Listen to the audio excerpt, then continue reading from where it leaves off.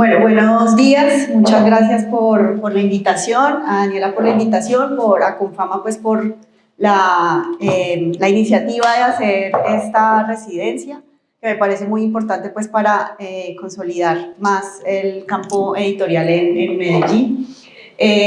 Como les decía Daniela, yo voy a pasar más o menos rápidamente por algunas experiencias del pasado y quiero que nos instalemos en el presente para mirar entonces esa comparativa entre cuáles eran los problemas que tenían los distribuidores o los editores y editoras más bien en el pasado y qué es lo que está sucediendo en la actualidad, y terminar con una serie de recomendaciones que he venido recogiendo junto con otros colegas y que pueden ayudar como a pensar de otra manera la cadena del libro, la red editorial en Colombia y en Antioquia y en Medellín. Entonces, empezamos. Esto es simplemente como recordar de dónde viene toda esta cuestión. Estos son los pioneros, ¿no? Los buhoneros, los vendedores de libros, los vendedores ambulantes de libros, los que se iban por los caminos con su maletica de libros y pasaban por los pueblitos, por las veredas vendiendo esos libros, ¿no? No solamente en Europa, sino pues esto es a nivel mundial, esta figura. Entonces, este es el pionero de la distribución, ¿sí? de la distribución de los libros. Estos personajes, pues como había muchas personas que no tenían la plata para comprar el libro, pues surgió el alquiler de libros. Entonces también iban pasando por los caminos, por los pueblos, por las veredas, y alquilaban los libros por un cierto tiempo, se ganaban un dinero y seguían su camino, y así también fueron ampliando como la red de lectores y lectoras. Y por supuesto los voceadores de prensa, ¿no? Entonces cuando ya surgen los periódicos en el siglo XVIII, entonces estos voceadores de prensa también los podemos entender como unos pioneros de esa distribución. Este es una cita del libro La aparición del libro, que es un libro, es como una Biblia para todos los que estudiamos esto de la historia del libro, la edición y la lectura, y la quería traer precisamente porque concentra todas las problemáticas que siguen vigentes para la edición. Entonces dice cuál es la función del editor, que en ese momento, estamos hablando del siglo XVII, XVIII, era una conjugación entre el impresor, el librero y el editor, ¿no? Entonces, elegir los textos, sostener relaciones con los autores, obtener el papel necesario, elegir un tipógrafo competente y vigilar su trabajo. Procurar la rápida distribución de las ediciones que hacía imprimir y velar porque su tienda estuviese provista de todas las obras demandadas por la clientela, para lo cual era imprescindible mantener relaciones con personas distantes, poseer una verdadera red de corresponsales, llevar una complicada contabilidad y conocer perfectamente la naturaleza de las obras que le proponían y el gusto de sus clientes. Todo esto lo obligaba a escribir cartas y cartas, a veces decenas por día. Para llevar a buen término estas tareas solo disponía de 1 o 2 dependientes. ¿No les suena completamente familiar? O sea, es la misma situación de hoy en día. Entonces, los problemas de antes siguen siendo los problemas de ahora. Y como les decía Daniel al principio, cada uno de ese grupo de editores, de libreros, editoras, libreras, distribuidores y distribuidoras, pues ha encontrado esas soluciones en esos momentos. Entonces, esa figura del impresor, librero, editor, y lo pongo en masculino porque pues era la generalidad de la época, la mayoría de los impresores tenía librería que quedaba cerca del taller, se obtenían las ganancias suficientes, se convertía en editor, asociándose a veces con otro librero. Entonces todo salía era del impresor, de la figura del impresor, del taller de imprenta, y de ahí es que surge el negocio de la editorial y el negocio también de la librería. Este es un caso que me encanta, también les recomiendo mucho este libro que se llama El negocio de la ilustración, y está dedicado a eso, a explicar cómo se hizo la enciclopedia, a explicar cómo fue ese negocio de la enciclopedia, o sea, desde el punto de vista comercial. no tanto intelectual, que es como siempre se ha estudiado la enciclopedia, sino desde el punto de vista comercial. Y quiero resaltar 3 elementos de los que resalta Robert Darnton en este libro para explicar por qué funcionó la enciclopedia y por qué se volvió como un libro de cabecera en la época y un clásico, ¿no? Entonces, uno, las campañas de ventas. Los libros se distribuían prospectos y circulares, colocaban anuncios en periódicos, hablaban de ventas en la correspondencia comercial y enviaban agentes viajeros a buscar suscriptores.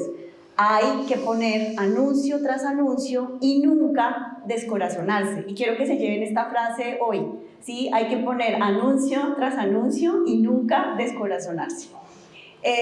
Y acá vemos un elemento del que voy a hablar o que se va a ver repetido en la presentación, y es la búsqueda de suscriptores y la búsqueda de suscripciones. Quizás esa búsqueda de suscripciones es el elemento más predominante de forma de distribución, ¿sí? De conseguir cómo distribuir rápidamente los libros o rápidamente las publicaciones que se hacían.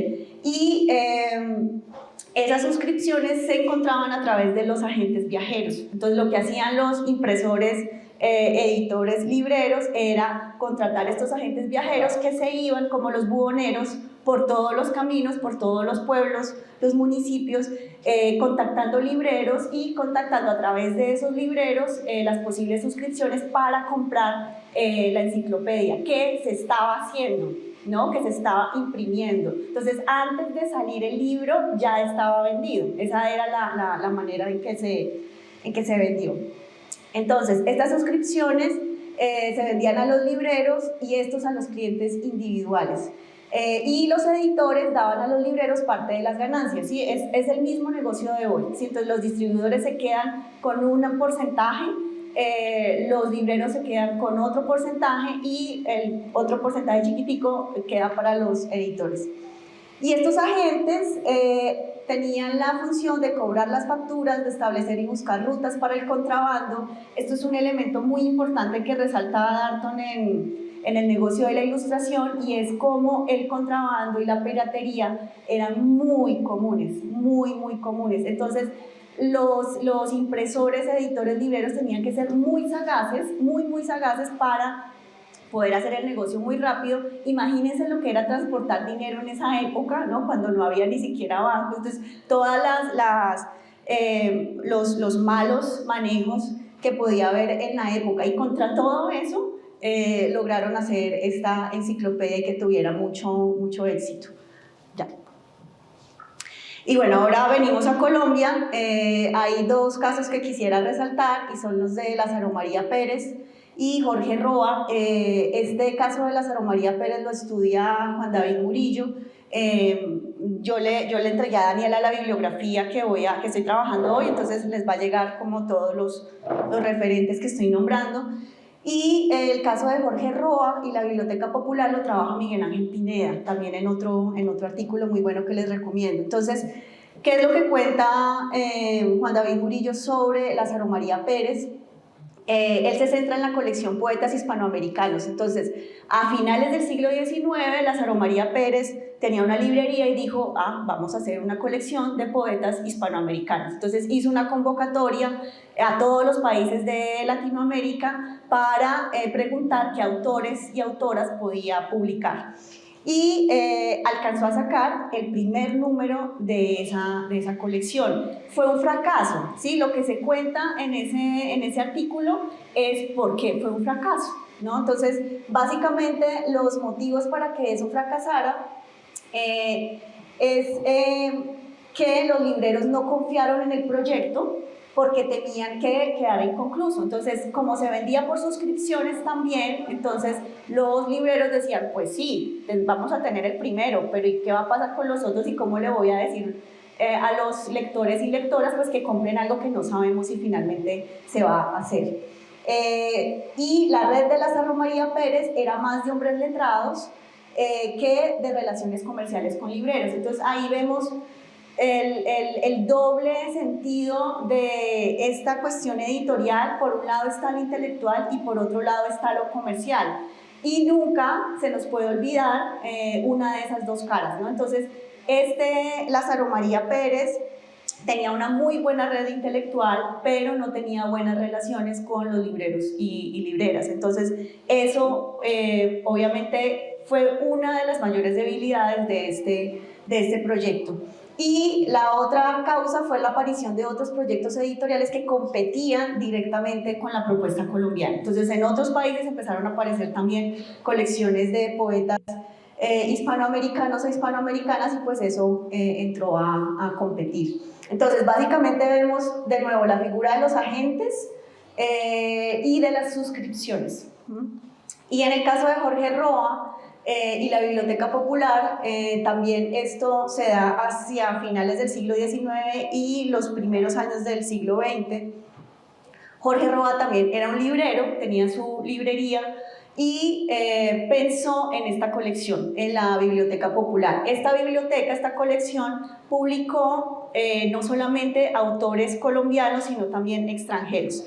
Y lo que tenía a su favor era que tenía unos estudios introductorios muy pequeños, pero con las mejores plumas colombianas. Entonces, esa introducción hecha por esos intelectuales colombianos le daba una mayor altura intelectual al proyecto, y también las traducciones fueron hechas por colombianos, algunas fueron hechas por colombianos. Entonces, ese plus y además el bagaje que ya tenía Roa como librero le permitió que ya hubiera un piso comercial para el proyecto, además de todo este capital simbólico con los intelectuales colombianos. Hubo una alianza estratégica entre un periódico, creo que se llamaba El Comercio, y la librería. Entonces, lo mismo, anuncio tras anuncio, sin descorazonarse. Y las suscripciones, otra vez, vemos como estrategia, que fueron las suscripciones.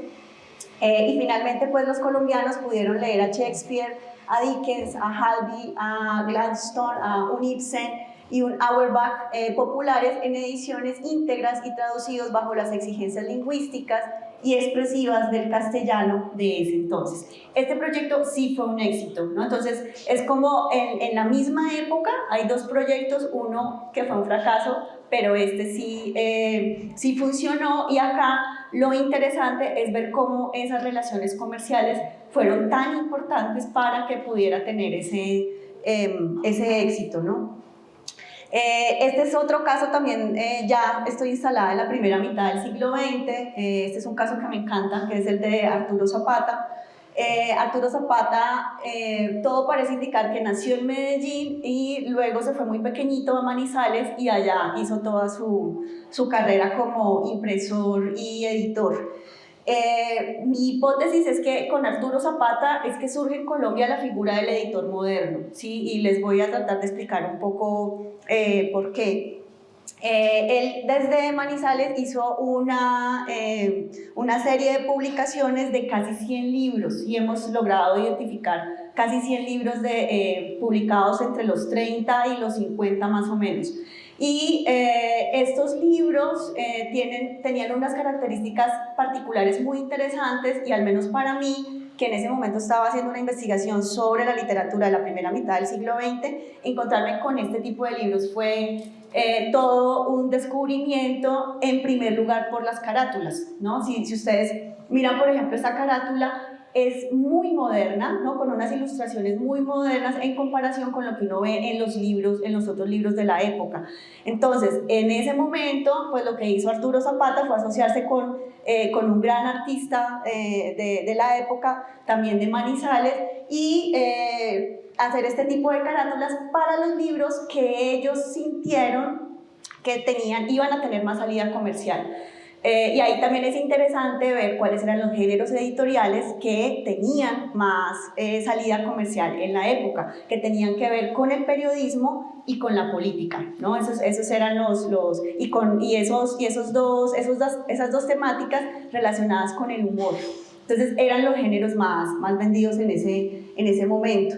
Entonces, lo mismo, ¿cuál fue la estrategia de distribución de Zapata? sus agentes, ¿no? Los agentes comerciales.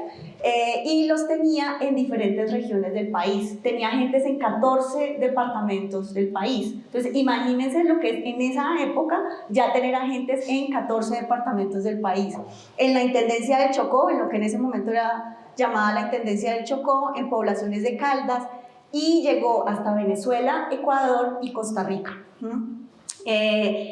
Uno de los elementos más interesantes de esa distribución hecha por Zapata fue el uso de las líneas ferroviarias, ¿no? Y ahí vamos entendiendo lo que perdimos en Colombia cuando decidimos cambiar los ferrocarriles por las llantas. Lo que decía Zapata era que él vendía libros o él mandaba libros en donde hubiera 10 personas que leyeran. Entonces, si un agente en una población le prometía que ya tenía vendidos esos 10 libros, entonces él mandaba esos 10 libros a los pueblos. Y el uso de la publicidad también fue muy importante para Zapata.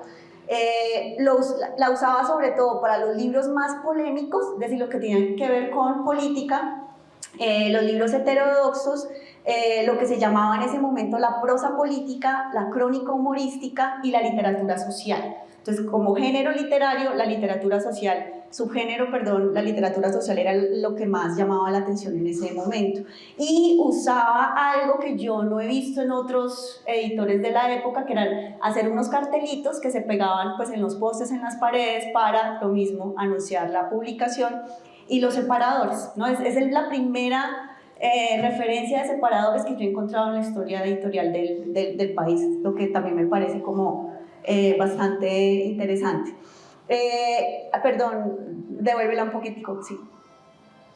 Estos que están en la izquierda son frases de Zapata, de sus cartas, ¿no? Entonces, él dice, los lectores fijos son muy pocos y a los otros es necesario impulsarlos. Entonces, miren que es la misma lucha de hoy, ¿no? Entonces, seguimos diciendo que los lectores, tenemos pocos lectores, Colombia es un país con un público lector pequeño, pese a la gran población que tenemos, pero es necesario impulsarlos, ¿sí? Entonces la misma cuestión de la promoción de la lectura, de que hay que ampliar ese público lector, la tenemos allí.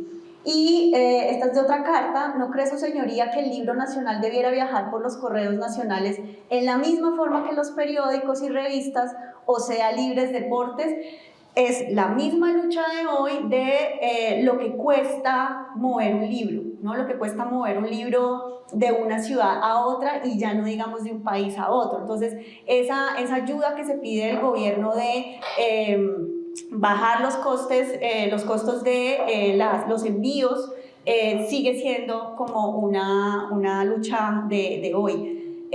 Según la ley del libro que tenemos, los editores y editoras tienen un convenio con la empresa de correos nacionales, que siempre se me olvida, 472, gracias, pero nadie la usa. ¿Y por qué nadie la usa? Porque no confían en los servicios de 472. Entonces prefieren pagar, me imagino que ustedes hacen lo mismo, prefieren pagar el envío completo con otra empresa en vez de usar los beneficios que tienen con 472. Entonces ahí tiene que seguir existiendo una lucha de qué vamos a hacer con los acuerdos de paquetería.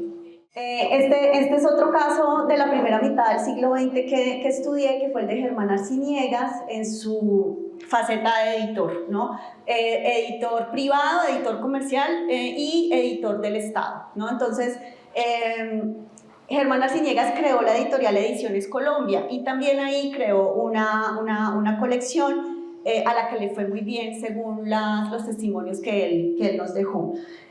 ¿Y cuál fue esta estrategia, otra vez, que el libro antes de salir ya estuviera pagado, ¿sí? Entonces volvemos a ver que esa estrategia hoy también la están usando muchos editores y editoras, ¿no? que consiguen los compradores de sus libros antes de que el libro salga, y eso también les ayuda a planear mejor el número de ejemplares que van a imprimir, ¿no? Para que no se queden en bodega. Y es una estrategia que ya vemos que está desde el siglo XVIII-XVII. Combinando Ediciones Colombia con Universidad, que era la revista también creada por Arciniegas, empecé a pagar las colaboraciones. Me costaba mucho, un trabajo enorme conseguir avisos. En esa época conseguir avisos, Entonces, si se acuerdan del ejemplo de la biblioteca popular, el asocio entre la librería y el periódico funcionó, y aquí fue el asocio entre la editorial y la revista, ¿no? Entonces, en la revista, a través de la revista, Arciniegas logró conseguir dinero para poder publicar los libros, y a través de la venta de la revista podía pagar también las colaboraciones. Pero básicamente fueron las suscripciones y la asociación con universidad. Y ya cuando pasa al Ministerio de Educación, él dice, vamos a sacar una colección que se llamó la Biblioteca Popular de Cultura Colombiana. Fue una colección que también, según los informes del ministerio y las cartas que dejó Arciniegas, fue una colección muy exitosa. Los libros se vendían, o sea, eran libros del Estado, pero se vendían, y recuerden ahorita lo que pasó recientemente con la colección de escritoras colombianas, que lo que hizo el Ministerio y la Biblioteca Nacional fue sacar una colección que se repartió a todas las bibliotecas de manera gratuita, pero sacar otra colección que era comercial, y le ha ido muy bien. Entonces, esa estrategia, que no se la inventó Arciniegas, se la había inventado el de la selección Samper Ortega, que ahorita Daniel Samper Ortega, también había creado una colección que pensó para lo comercial, y luego el ministerio la compró. Entonces, esa colección de la selección Samper Ortega se vendió en las librerías, pero también el gobierno la compró para poder nutrir los catálogos de sus bibliotecas. Y cuando llegó Germán Arciniegas, dijo, pues me suena esa propuesta, que los libros se vendan a unos precios de costo, pero que sean comerciales, además de poder nutrir las bibliotecas que tenemos, que en ese momento la red de bibliotecas del país estaban haciendo, ¿no? Pero se creó una biblioteca en cada uno de los municipios del país. Sí, se llegó a tener informes de más de 1000 bibliotecas en el país, que uno se aterra como de en esa época tener ese número ya de bibliotecas. Estas bibliotecas funcionaban en muchos municipios, en el colegio, en la escuelita del pueblo o del municipio. Entonces, esta fue una manera, digo yo, de volver habitual el objeto libro para los colombianos y colombianas. Si es fácil acceder al libro por el costo que tiene, es fácil que yo lo compre, que lo tenga en mi casa, que vaya armando una biblioteca, y de esa manera entender que yo y cualquier persona puede acceder al libro, que el libro es para cualquier persona. Entonces, eso era lo que quería Germán Arciniegas, y de nuevo, según los testimonios de la época, se logró gran parte de ese propósito. También se distribuyó en el extranjero. Había una comisión para libreros, como ya hemos visto, que era del 10% en 1942 y subió al 30% para el 46. Y en el extranjero se distribuía a través del Fondo de Cultura Económica, de Autor Hus y de Lozada. Pero la guerra mundial, cuando llegó la Segunda Guerra Mundial, pues no había barcos para transportar los libros. Entonces ahí paró esa distribución al extranjero. Algo que me llama mucho la atención de esta colección son las solapas, estos como los saquitos que cubren el libro, y que tenían como estas ilustraciones que hacían diferentes estos libros oficiales, que eran tan feos, ¿no? Eran las cajas tipográficas solamente, eran libros que no se podían transportar. Entonces, en eso también ayudó Germán Arciniegas a que los libros fueran transportables, que la gente los llevara realmente consigo donde fuera, y que tuvieran otra identidad, ¿no? Ya no la identidad de que esto es un libro oficial, sino que es un libro que me llama la atención y con el que puedo tener una relación más cercana. Ya. Bueno, y ya comenzando la segunda mitad del siglo XX, está el caso de Colcultura. También es pues el antecedente del Ministerio de las Culturas, y Colcultura empezó a sacar unos libros a partir del 68, cuando se creó Colcultura, y a finales de los 70, cuando entró Gloria Sea, Juan Gustavo Coborda y Santiago Mutis a trabajar en el departamento de publicaciones, se dieron cuenta que tenían miles y miles de ejemplares en bodega sin distribuir. Entonces, ¿qué había pasado? Pues que no habían creado una buena estrategia de distribución. Y lo que decidieron Cobo y Mutis fue bajar el número de ejemplares que se iban a seguir imprimiendo y mirar qué iban a hacer para distribuir esos miles de ejemplares que tenían en bodega. Entonces se les ocurrió hacer una campaña masiva en medios de comunicación a través de la radio, de la prensa y de la televisión, y contrataron espacios en almacenes Ley del país. No sé si ustedes se acuerdan de los almacenes Ley, que es hoy como el éxito, ¿no? Entonces, en esos almacenes lograron pues que les alquilaran unos espacios para vender esos libros. Eso fue un éxito, ¿sí? Lo que dicen también los testimonios de la época es que eso fue un éxito. Entonces, imagínense también cómo cambia la relación con el libro cuando yo veo en el almacén Ley o hoy en el éxito ya no solo los libros de Random House o de Planeta, sino también libros del Estado, ¿no? del ministerio. También distribuyeron en librerías, en los kioscos, porque recuerden que teníamos kioscos donde se vendían libros y revistas, y crearon una cadena de librerías que se llamaba La Alegría de Leer. Esta cadena de librerías era de Colcultura, era administrada por Colcultura y había librerías en todo el país. Las crearon donde no se podía en otro lado, en las casas de la cultura de los municipios. Entonces, en esas casas, en esas librerías, La Alegría de Leer, se vendían libros colombianos y libros publicados por Colcultura. Y eso también ayudó a extender esa distribución y hacerla exitosa, esa distribución de los libros editados por Colcultura. Se imprimieron cantidades de ejemplares más acordes con el tamaño moderado del público, pero también abriendo nuevos canales para su circulación, apoyados en el impulso dado desde las políticas públicas relacionadas con campañas de promoción de lectura. Esta época es muy interesante por eso, porque estábamos en la lucha por conseguir la alfabetización, ¿sí? No sé si ustedes tienen en su cabeza las cifras, pero empezamos esa segunda mitad del siglo XX con unas tasas de analfabetismo de casi el 50%, o sea, la mitad de la población no sabía ni leer ni escribir. Entonces, lo que se hizo entre los 60 y los 80 fue una campaña sin precedentes para lograr que al menos el 80% de la población supiera leer y escribir. A la par de eso, empieza a surgir con mucha fuerza la línea de la literatura infantil y juvenil, y a la par de eso están surgiendo también las campañas de promoción de lectura. En los 70, la década de los 70 es rica en hacer los primeros congresos, por ejemplo, sobre lectura y sobre cómo impulsar el gusto lector y el hábito lector. Entonces, todo eso estaba pasando al mismo tiempo. Estábamos alfabetizando a los colombianos y colombianas, diciéndoles que había que leer por gusto y no solamente por la obligación de aprender a leer y escribir, y se estaba generando también la línea de la literatura infantil y juvenil. Entonces todo eso confluye también para que Colcultura haya tenido los resultados que tuvo, ¿no? Los resultados exitosos que tuvo, con todos los bemoles del caso, porque la colección fue muy criticada por la gente que decía que Coborda publicaba el que le daba la gana, y a Mutis, pues ya eso son otras cosas. Y siempre va a pasar, ¿no? Cada quien tiene sus afinidades selectivas, todos tenemos roscas, solo que pues no todos pueden estar en ellas. Sigamos.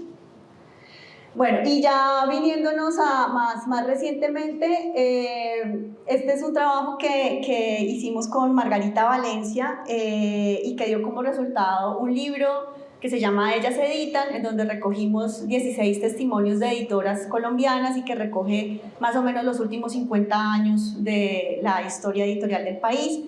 Les recomiendo mucho el libro, no porque yo sea una de las autoras, sino porque hay datos interesantísimos para entender cómo ha sido la edición en este país, pero también, de nuevo, cómo seguir pensando los problemas que tenemos hoy en día en la edición en el país. Entonces, solamente resalté como algunas frases de algunas editoras que están en el libro y que nos hablan de eso de la distribución.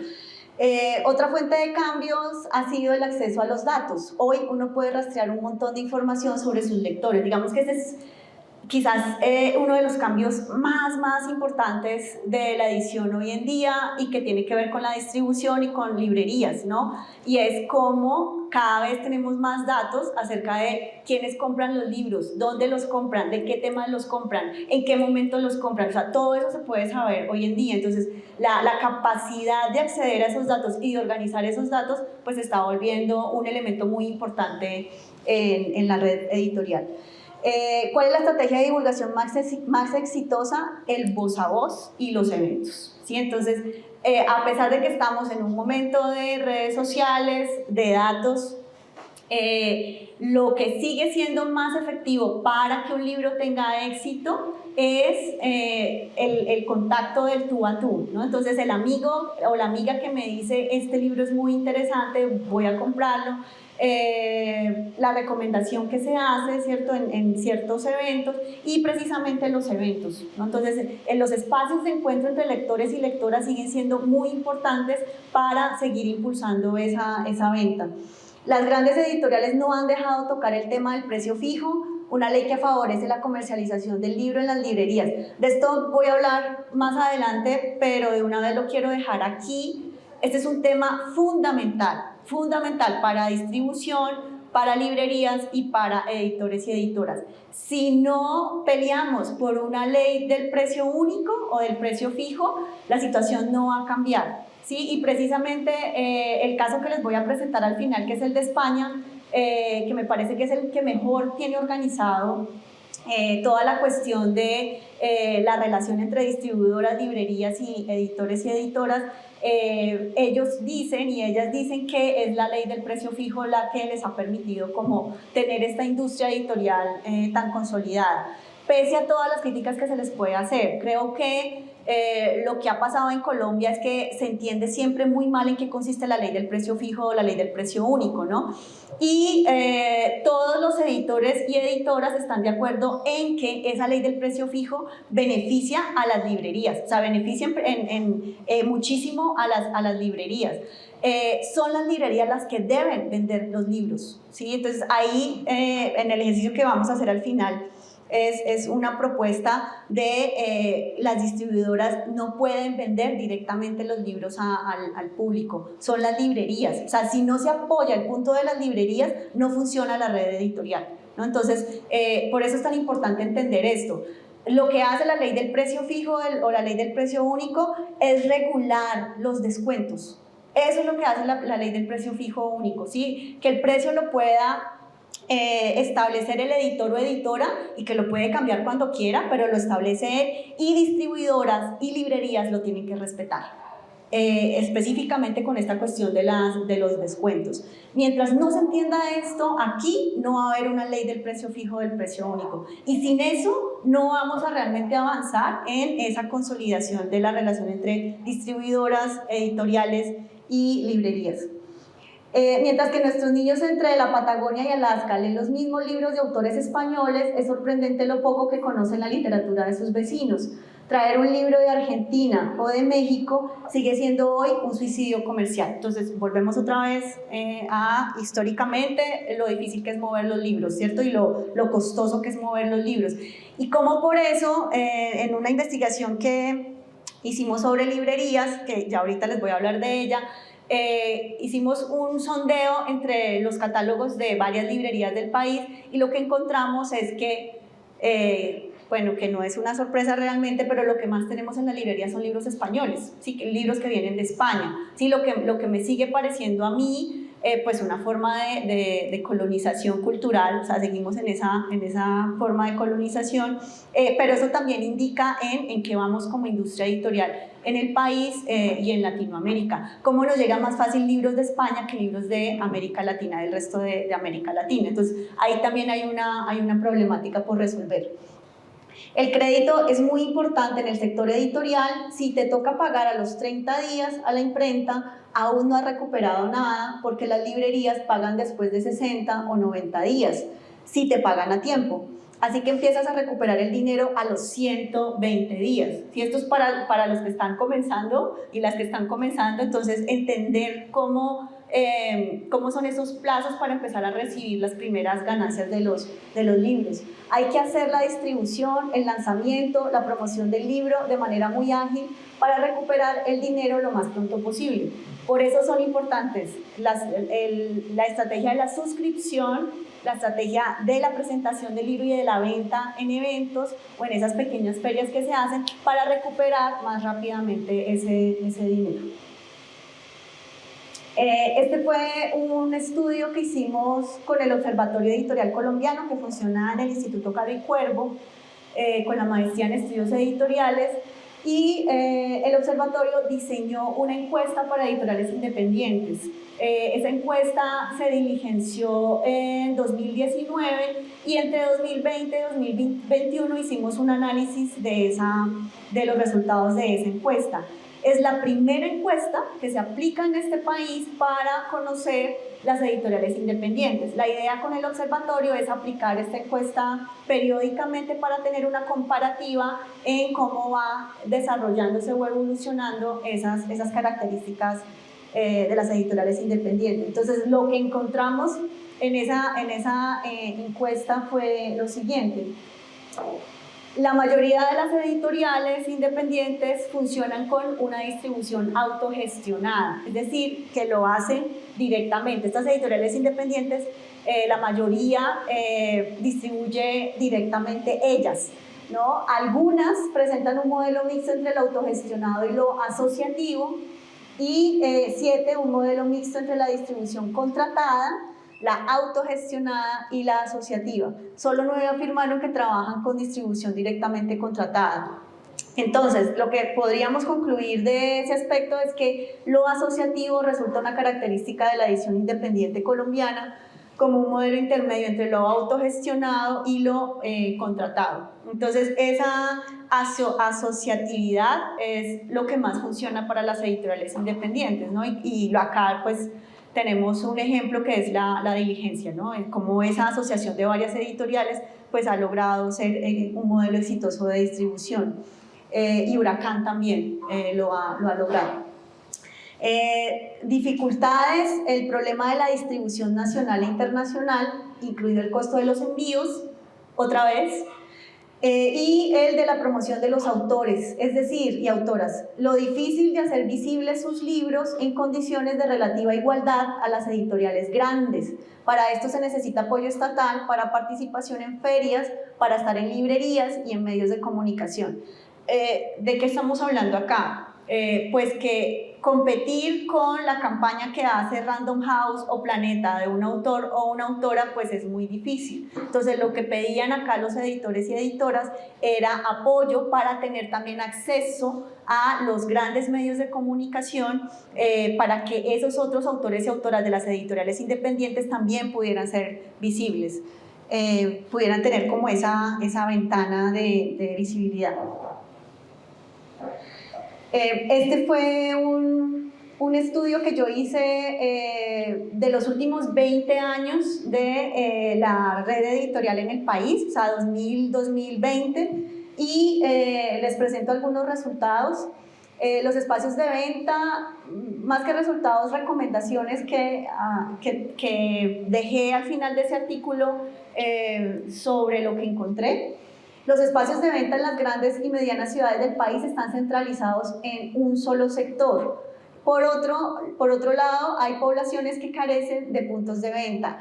Esto estoy hablando de las librerías, ¿no? Entonces, la mayoría de las librerías están centralizadas como en las grandes ciudades, sobre todo Bogotá y Medellín. Hay ciudades que no tienen librerías, ¿no? Entonces sigue siendo un problema para la distribución el hecho de que no existan librerías en muchos municipios del país, y donde existen que estén centralizadas. Entonces ahorita les voy a mostrar un mapa específicamente de Medellín para que entendamos dónde están concentradas las librerías.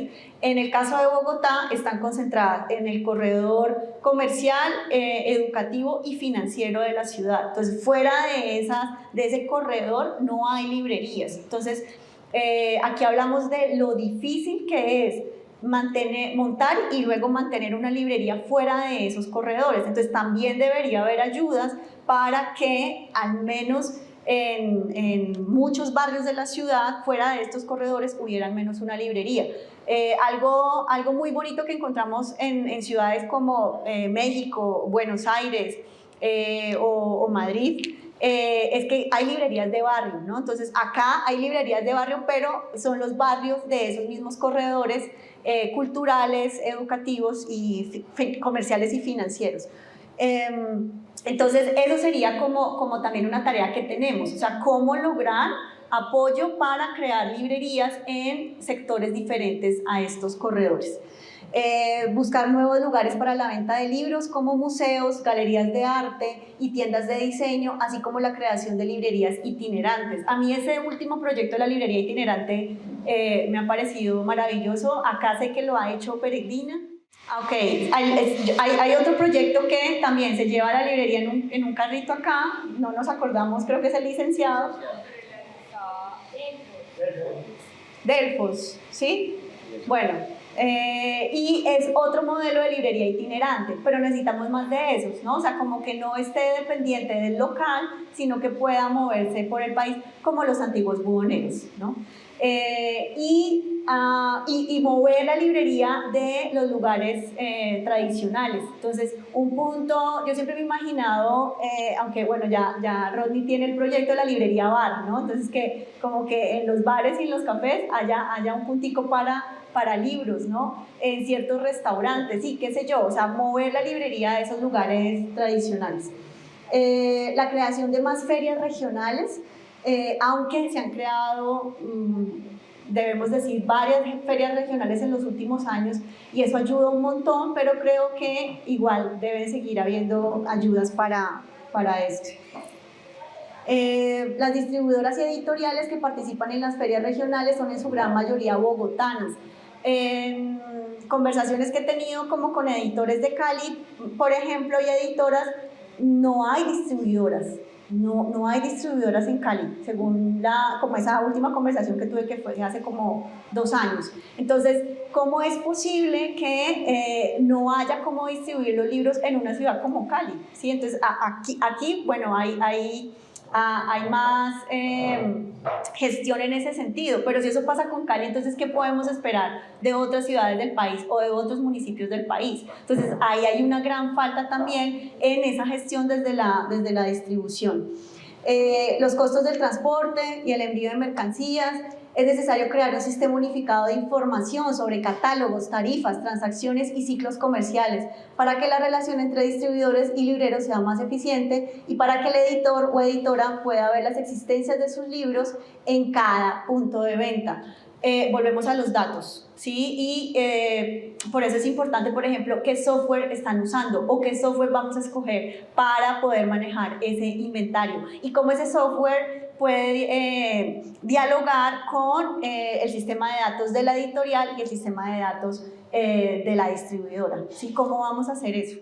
Bueno, esta fue la investigación que hicimos sobre librerías en asocio entre la maestría en estudios editoriales y la Universidad de Antioquia. Y fue una investigación que hicimos en 2020, en pleno año de pandemia. Hay un libro derivado de esto y es Oficio Libros, entonces también si lo encuentran por ahí, con entrevistas a 22 libreros y libreras del país. Y el libro de Rodney, Las voces de la librería, también fue pandemia, ¿cierto? Más o menos, sí. Entonces, las librerías es la instancia principal para propiciar el contacto de los libros con los lectores. Esa es la gran conclusión de la investigación, ¿sí? Es la librería.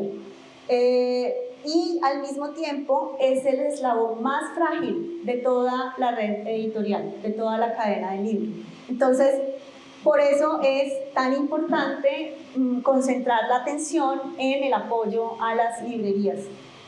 En Colombia hay en total 600 puntos de venta formal de libros, el 40% de ellos está en Bogotá, ¿sí? El 16% está en Medellín y de ahí pues hagan las cuentas del resto del país. Y hay otras librerías, digamos, más informales que combinan el negocio de la librería con papelerías en barrios fuera de estos corredores de los que les hablé y ahí ya nos da 747 librerías en en Bogotá. Hay tres, en este momento que yo conozca, hay 3 portales web que concentran información sobre libros en Colombia. ¿Sí? Son estos 3. Colombia Lee, que los tengo. Leo Independiente y la librería Colombia. Entonces son como 3 referentes de portales web de cómo se están visibilizando los libros colombianos. La iniciativa de Colombia Lee surge de todos tus libros, que no sé si conozcan ese portal, que es el portal en España. Y ese portal en España surgió como una forma de visibilizar la producción editorial española, y en 2020 ese portal se convirtió en una ventana comercial, en un portal de transacciones comerciales.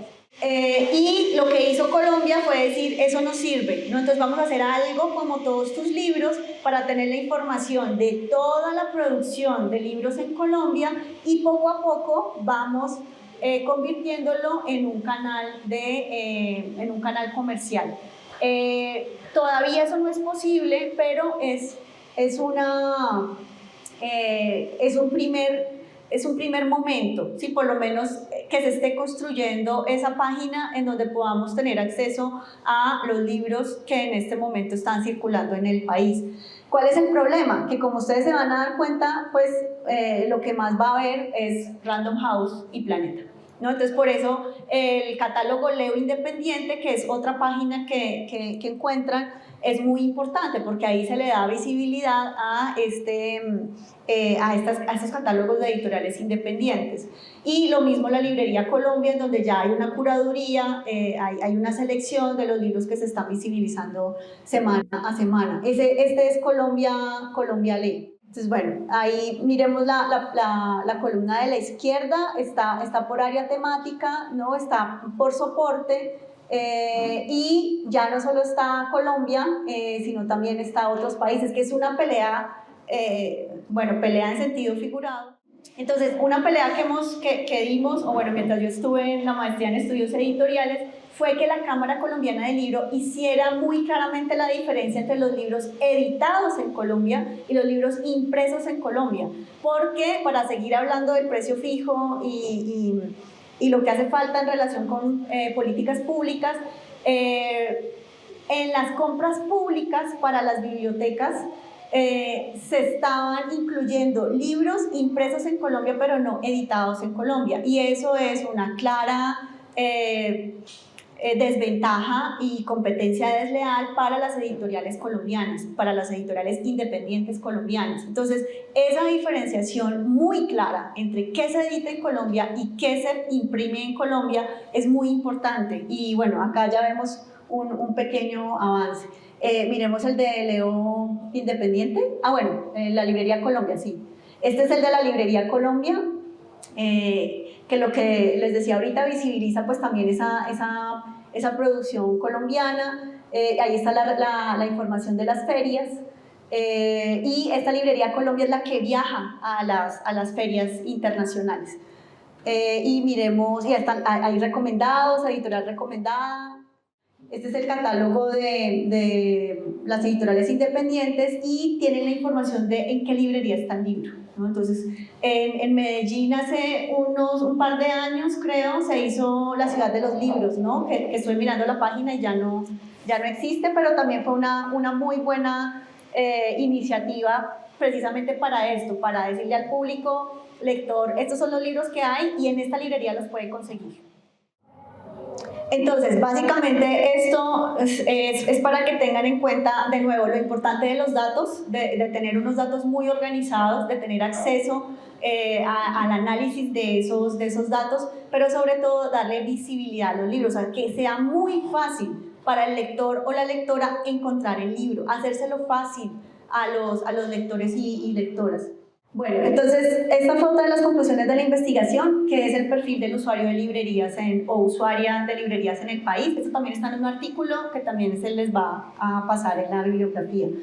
¿Quiénes compran libros en Colombia según la encuesta que hicimos? Que fue una encuesta que no es representativa, pero que nos da como una idea de ese perfil. Entonces, gente entre 35 y 50 años, habituales de librerías independientes, compran al menos una vez por trimestre, tienen formación académica de posgrado, un sueldo mensual de $900, eso fue hace 2 años, o más, profesión humanidades, ciencias sociales y derecho, profesores y estudiantes universitarios, con preferencia de lectura por autores y autoras colombianas, se enteran de las novedades a través de redes sociales, la mayoría tuvo biblioteca en casa de sus papás y fueron iniciados por ellos o por profesores en la lectura por gusto. Entonces, aquí lo que quiero resaltar es quiénes leen libros en Colombia, quiénes compran libros en Colombia más bien, cómo son de importantes las librerías independientes para estos lectores y lectoras, para estos compradores y compradoras habituales de libros, y en el caso de los libreros, libreras, editores, editoras, ¿dónde poner el foco? ¿Sí? ¿En qué tipo de población poner el foco? O sea, ¿quiénes son los que verdaderamente pueden comprar libros y tienen el hábito de comprar libros? Obviamente eso no quiere decir que nuestra tarea no sea ampliar esa base de compradores y compradoras de libros, pero aquí hay un primer dato de dónde está esa población.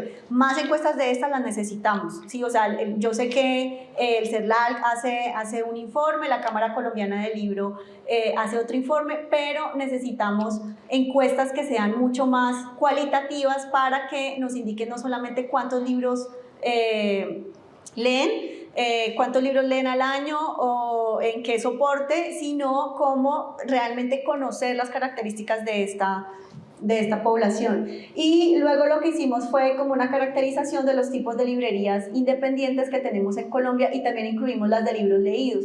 Nos dimos cuenta que las librerías de libros leídos son muy importantes para iniciar a la gente en Colombia en la compra de libros, porque yo creo que todas y todos pasamos por eso, cuando somos estudiantes, hemos sido estudiantes, pues no teníamos plata para comprar libros en la librería, y la forma en la que empezamos a crear bibliotecas en nuestras casas o en nuestros cuartos fue a través de las librerías de libros leídos, ¿no? Entonces hicimos un sondeo también y un concurso de relatos sobre las bibliotecas personales, y el 60% de la gente que participó en ese sondeo y mandándonos sus relatos había comenzado sus bibliotecas con las librerías de libros leídos. Entonces ahí nos dimos cuenta que es muy importante ese mercado de los libros leídos, ¿no? Y que cada vez más las librerías están vinculando también los libros leídos en su inventario.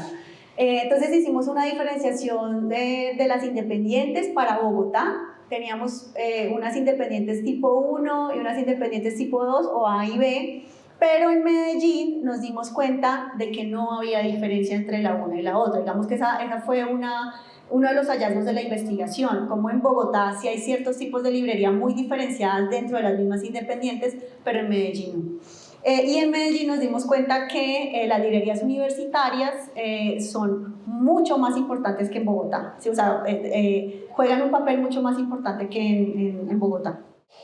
También para las librerías independientes, cada vez para las que están empezando, por ejemplo, es muy importante tener el café, ¿no? Eso también fue lo que nos dimos cuenta, como ese espacio de encuentro aledaño a la librería propiamente dicha.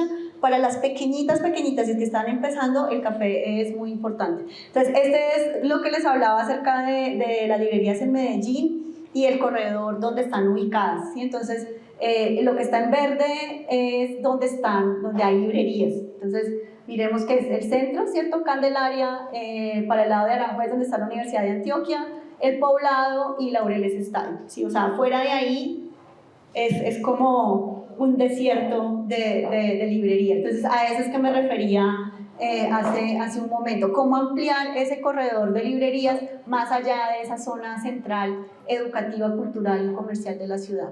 ¿Qué más encontramos en esta investigación? No contamos con un inventario de distribuidoras en Colombia. Hay 26 distribuidoras afiliadas a la Cámara Colombiana del Libro. Esto es para 2022, no sé cómo está hablado ahorita, no alcancé a mirar. Las librerías que analizamos, que tienen entre 5.000 y 10.000 volúmenes, tenían en promedio entre 50 y 80 proveedores, entre distribuidoras y editoriales directamente, y las librerías que tenían hasta 20.000 volúmenes tenían hasta 150 proveedores, o sea, tenían relaciones comerciales con 150 proveedores entre distribuidoras, editoriales y autores directamente o autoras.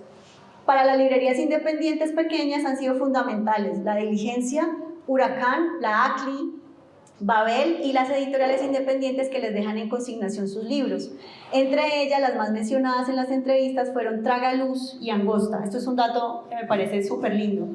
Entonces, para las librerías que están empezando, las editoriales independientes son fundamentales en ese apoyo para que les dejen los libros en consignación, porque lo que pasa con las librerías pequeñas, las están empezando, es que cuando llaman a Random House o a Planeta para que les dejen los libros en su proyecto de librería naciente, les dicen que los tienen que comprar en firme. Entonces, pues imagínense lo que es para un librero o librera, pues empezar su negocio con una compra ya en firme. Entonces, eso lo que nos quería decir es que son las editoriales independientes y las distribuidoras como la Diligencia, Huracán y la ACLI las que están apoyando sobre todo ese inicio de las librerías.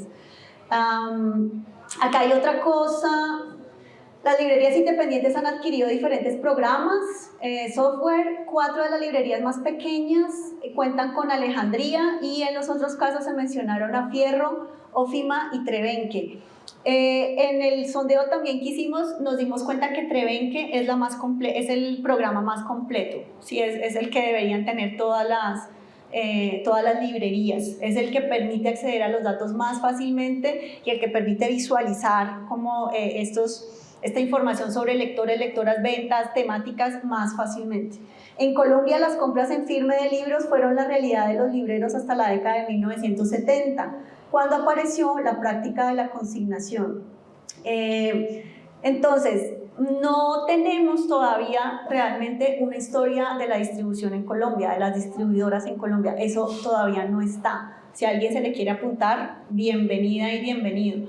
Es como si fuera un hoyo negro, ¿no? Es muy difícil acceder a la información, además porque, y esto tiene que ver con la actividad final que les voy a pedir que hagamos, lo que decían los libreros y libreras, los editores y editoras en muchas entrevistas que hemos hecho, es que no se entienden, o sea, el lenguaje es completamente diferente, o sea, hablar con un distribuidor o distribuidora es hablar como con un extraterrestre, según nos decían los libreros, libreras, editores y editoras, porque es el lenguaje tan comercial por el que se ha caracterizado el distribuidor o distribuidora. Es como que en el librero, librera, editor, editora hay una resistencia, ¿no? Entonces, la pregunta que les voy a hacer al final es cómo construir un lenguaje común entre estos tres agentes de la red editorial, ¿no? O sea, cómo entendernos realmente con un lenguaje tan comercial como el de la distribuidora y con editores, editoras, libreros y libreras que parecieran sentirse más cómodos y cómodas con un lenguaje más intelectual, no sexy de los libros y de la lectura. Algo de lo que se quejaban muchísimo los libreros y libreras con los que hablamos fue que las distribuidoras mandan lo que les da la gana. Entonces es muy agotador para los libreros y libreras recibir cajas y cajas todos los días y darse cuenta de que la distribuidora en realidad no les envió lo que habían pedido, sino lo que ellas escogieron. Entonces se empiezan a generar unos procesos extra para un trabajo que ya es de por sí demandante que es las devoluciones, ¿sí? Entonces, y si no se hacen las devoluciones a tiempo, entonces eso se vuelve una deuda para la librería. Entonces, de nuevo, cómo crear un diálogo más respetuoso entre esa distribuidora, las librerías y las editoriales. Bueno, y esta es la parte de las recomendaciones a partir de esta investigación. Entonces, las agremiaciones de libreros, hacer agremiaciones de libreros a nivel regional y nacional, hacer acuerdos con empresas de paquetería para la cuestión de los envíos, acuerdos con plataformas digitales de venta de libros, crear premios a librerías y a libros. Yo soy una defensora de los premios, de las distinciones. Creo que eso le da mucha visibilidad a los libros, a las librerías, a las editoriales, y que eso no lo tenemos mucho en el país. Hacer inversión en formación de libreras, distribuidoras, editoras, y hacer más ferias barriales de libros. O sea, tenemos ferias como a nivel de ciudad, pero creo que nos hace falta hacer más ferias a nivel barrial, que también creo que funcionaría muy bien. Y de nuevo, para ir familiarizando a los lectores y lectoras, pues que el libro es un objeto cotidiano. En otro estudio que hicimos sobre bibliotecas personales, nos dimos cuenta que hay mucha gente que todavía se siente inhibida e inhibido de entrar a una librería, ¿no? Entonces, sienten que ese lugar no es para ellos y para ellas, y nos tenemos que seguir preguntando por qué. O sea, por qué sigue habiendo ahí en relación con el libro una cuestión que todavía se siente muy elitista, ¿no? De quiénes realmente son los que compran libros, los que pueden acceder a esos libros, y qué vamos a hacer nosotros y nosotras para tratar de transformar esa visión todavía elitista que hay sobre la lectura. Hacer jornadas o mesas de trabajo bianuales en donde puedan dialogar libreros, libreras, editores, editoras y distribuidores. Hacer informes bianuales de librerías, distribuidoras, editoriales, informes de lectura. Creo que nos falta mucha información, pero sobre todo analizar la información que tenemos y analizarla bien. Optimizar la recomendación de libros en diferentes plataformas. Algo de lo que nos dimos cuenta en la investigación es que el librero y librera es sobre todo un recomendador o recomendadora de libros. Esa es su principal función.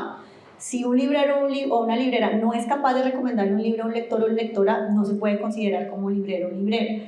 Entonces, aquí lo que quiero resaltar es cómo, y ustedes creo que, bueno, todos y todas los que estamos aquí somos compradores de libros, y lo que más buscamos son recomendaciones, ¿no? Llegamos a un libro por recomendación, ya sea de un amigo o una amiga, o por algo que leímos en internet o en una revista, en un periódico. Entonces, creo que esa optimización de las recomendaciones, abrir más ventanas donde se puedan visibilizar esas recomendaciones es importante. La modernización tecnológica para ventas a través de páginas web y para la cuestión de la administración de las librerías, de las distribuidoras. La promoción de la lectura, seguimos necesitando, creo yo, como por lo que les dije ahorita, campañas de promoción de la lectura, de mediación de la lectura, y algo que surgió de una pequeña investigación que hice en las librerías de Madrid fue las campañas de fidelización. Les funcionaban muy bien en Madrid a las librerías estas campañas de fidelización, la asociación, como que la persona compre una membresía por un año por un valor y pues se vaya gastando esa membresía a lo largo del año. Ya vamos terminando. Bueno, este también se los voy a mandar en la bibliografía.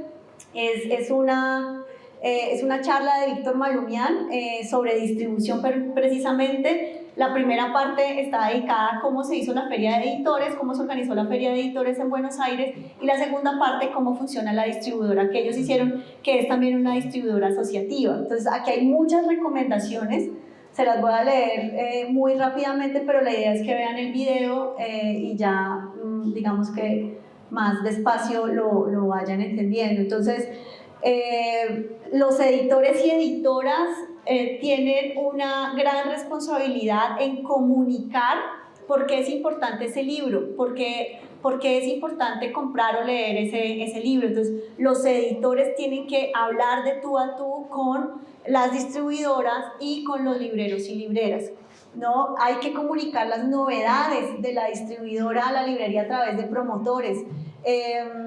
Las mujeres leen más que los hombres, eso es lo que dice Víctor según el sondeo que se hizo en Buenos Aires, y sabemos que históricamente se ha sido así, ¿no? O sea, las mujeres compran más libros que los hombres, las mujeres leen más que los hombres, y eso sería otro dato para el perfil lector. Sí, y no es solo de ahora, o sea, ahora porque tenemos más datos, ¿cierto? Pero históricamente, desde el siglo XIX, eso ha ido aumentando en que son las mujeres quienes leen más. Crear comunidad de lectoras y lectores. Recuerden, estas son recomendaciones para distribuidores y distribuidoras.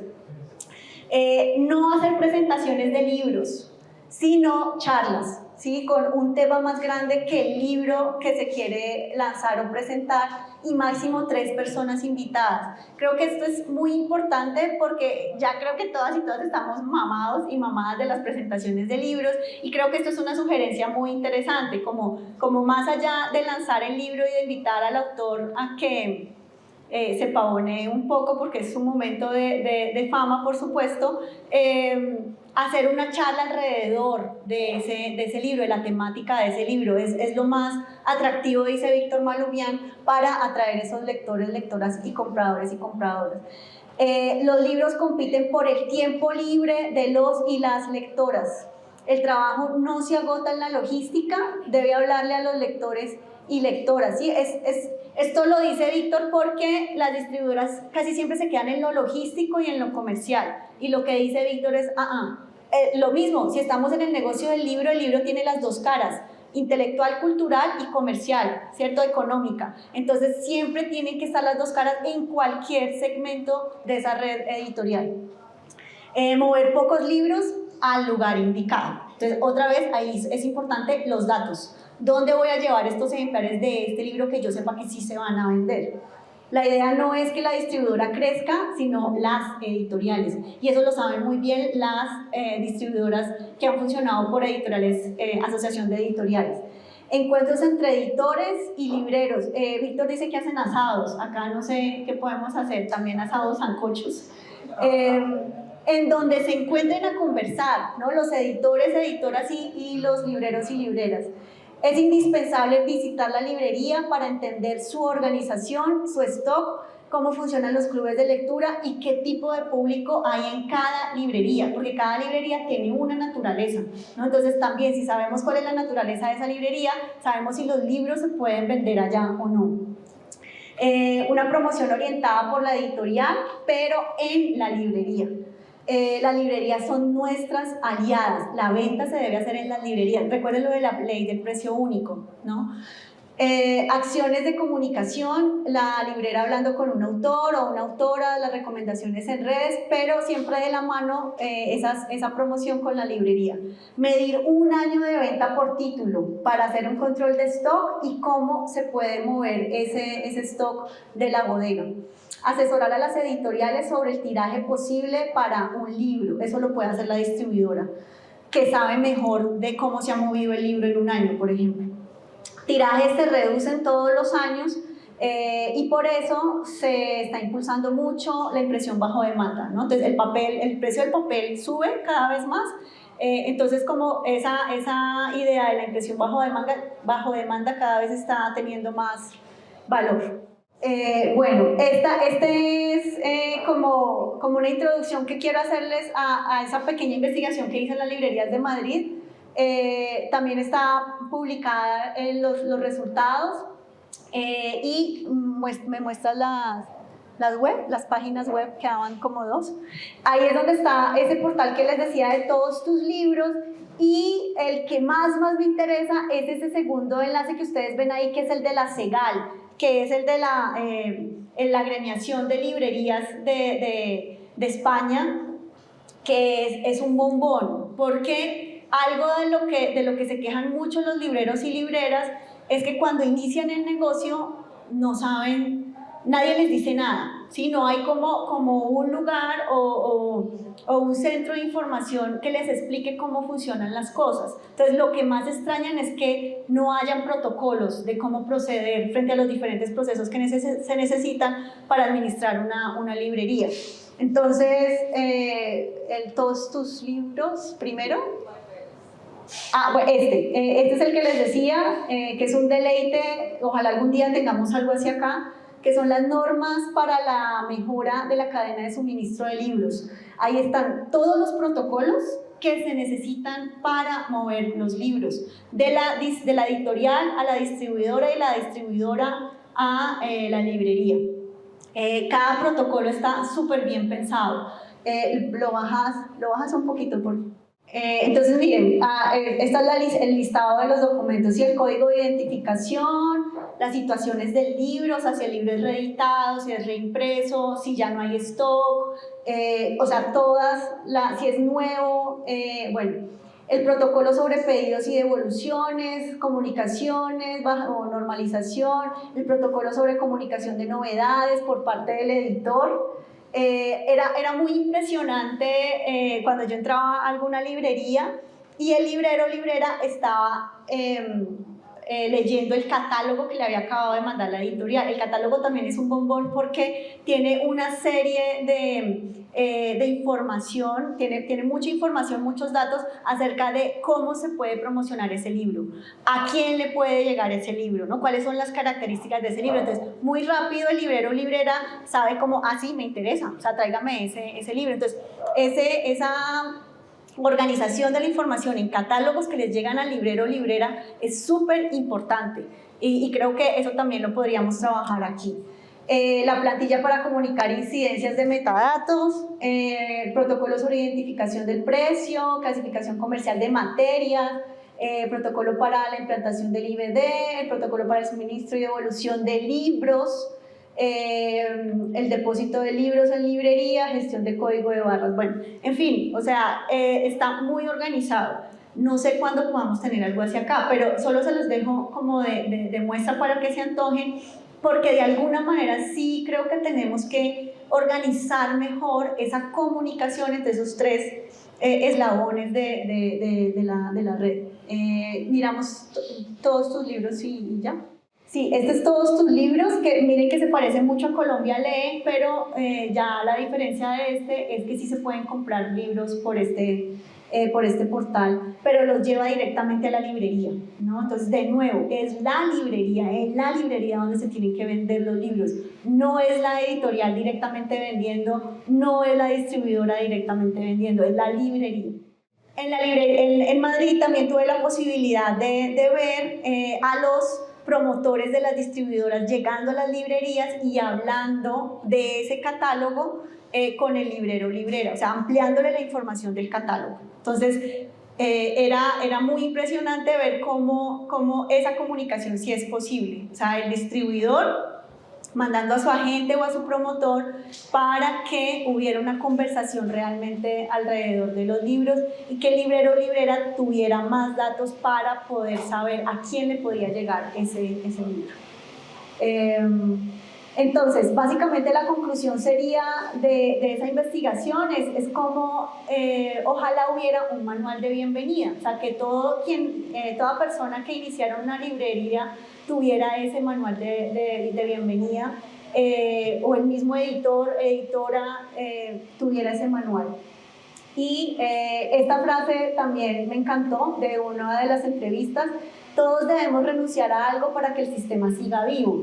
¿Sí? Entonces, por eso el editor o editora pues no puede vender, porque para eso está el librero o librera. Si el editor o editora vende directamente, entonces está afectando la otra parte de la red editorial. Si el distribuidor o distribuidora vende directamente, pues está afectando también las otras dos partes de la red editorial.